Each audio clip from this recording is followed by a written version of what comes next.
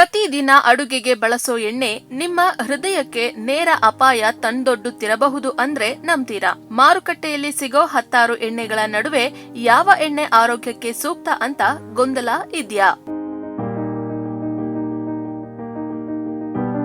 ಅಡುಗೆ ಮನೆಯಲ್ಲಿ ಎಣ್ಣೆ ಇಲ್ದೆ ಒಂದು ಹೊತ್ತಿನ ಊಟ ಕೂಡ ಆಗಲ್ಲ. ಆದ್ರೆ ಪ್ರತಿ ಎಣ್ಣೆನು ಆರೋಗ್ಯಕ್ಕೆ ಒಳ್ಳೇದಲ್ಲ ಅನ್ನೋದೇ ಸಮಸ್ಯೆ. ಕೆಲ ಬಗೆಯ ಅಡುಗೆ ಎಣ್ಣೆಗಳು, ಅದರಲ್ಲೂ ಜಾಸ್ತಿ ಸಂಸ್ಕರಣೆ ಆಗಿರೋ, ಕಲಬೆರಕೆ ಆಗಿರೋ ಎಣ್ಣೆಗಳು ಹೃದಯದ ಆರೋಗ್ಯಕ್ಕೆ ಗಂಭೀರ ಸಮಸ್ಯೆ ತಂದೊಡ್ಡೋ ಸಾಧ್ಯತೆ ಇರುತ್ತೆ. ಹಾಗಾಗಿ ದಿನನಿತ್ಯ ಬಳಸೋ ಎಣ್ಣೆಯ ವಿಚಾರದಲ್ಲಿ ಹೆಚ್ಚು ಜಾಗ್ರತೆ ಅಗತ್ಯ.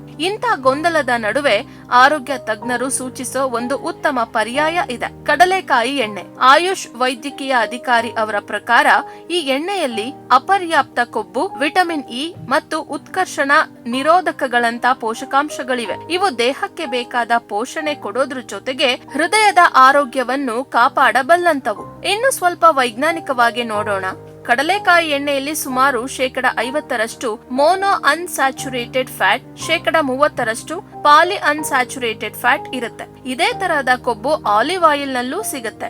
ಇಷ್ಟೇ ಅಲ್ಲ, ಇದರ ಸ್ಮೋಕ್ ಪಾಯಿಂಟ್ ಕೂಡ ಜಾಸ್ತಿ ಇರುತ್ತೆ. ಸುಮಾರು 230 ಡಿಗ್ರಿ ಸೆಲ್ಸಿಯಸ್ ವರ್ಗೂ ಇರುತ್ತೆ. ಆದ್ರೆ ಜಾಸ್ತಿ ಉಷ್ಣತೆಯಲ್ಲಿ ಫ್ರೈ ಮಾಡಿದ್ರು ಎಣ್ಣೆ ಬೇಗ ಹಾಳಾಗಲ್ಲ. ಕಡಲೆಕಾಯಿ ಎಣ್ಣೆ ದೇಹಕ್ಕೆ ಶಕ್ತಿ ಕೊಡುತ್ತೆ.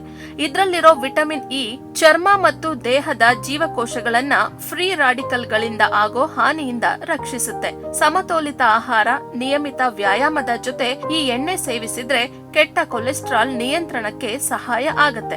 ಹೃದಯದ ಆರೋಗ್ಯನು ಸುಧಾರಿಸುತ್ತೆ. ಆದ್ರೆ ಇಲ್ಲೊಂದು ಮುಖ್ಯ ಎಚ್ಚರಿಕೆ: ಇದನ್ನ ಚಿಕಿತ್ಸೆ ಅಥವಾ ಔಷಧಿಗೆ ಬದಲಿ ಅಂತ ಭಾವಿಸಬಾರದು. ಕಡಲೆಕಾಯಿ ಅಲರ್ಜಿ ಇರೋರು ವೈದ್ಯರ ಸಲಹೆ ಪಡ್ಕೊಂಡು ನಂತರ ಈ ಎಣ್ಣೆಯನ್ನ ಬಳಸಬೇಕು. ಜೊತೆಗೆ ಯಾವುದೇ ಎಣ್ಣೆ ಆಗಿರ್ಲಿ, ಅತಿಯಾದ ಸೇವನೆ ಬೊಜ್ಜು ಮತ್ತು ಬೇರೆ ಆರೋಗ್ಯ ಸಮಸ್ಯೆಗಳಿಗೆ ಕಾರಣ ಆಗಬಹುದು. ಹಾಗಾಗಿ ಮಿತವಾಗಿ ಎಣ್ಣೆ ಸೇವಿಸೋದು ಯಾವಾಗ್ಲೂ ಉತ್ತಮ. ಒಟ್ಟಿನಲ್ಲಿ ಸರಿಯಾದ ಎಣ್ಣೆ ಸರಿಯಾದ ಪ್ರಮಾಣದಲ್ಲಿ ಬಳಸಿದ್ರೆ ಅಡುಗೆ ಎಣ್ಣೆನು ಆರೋಗ್ಯದ ಗೆಳೆಯ ಆಗ್ಬಹುದು. ಈ ವಿಚಾರವನ್ನ ಎಲ್ಲರೂ ಪಾಲಿಸಿ.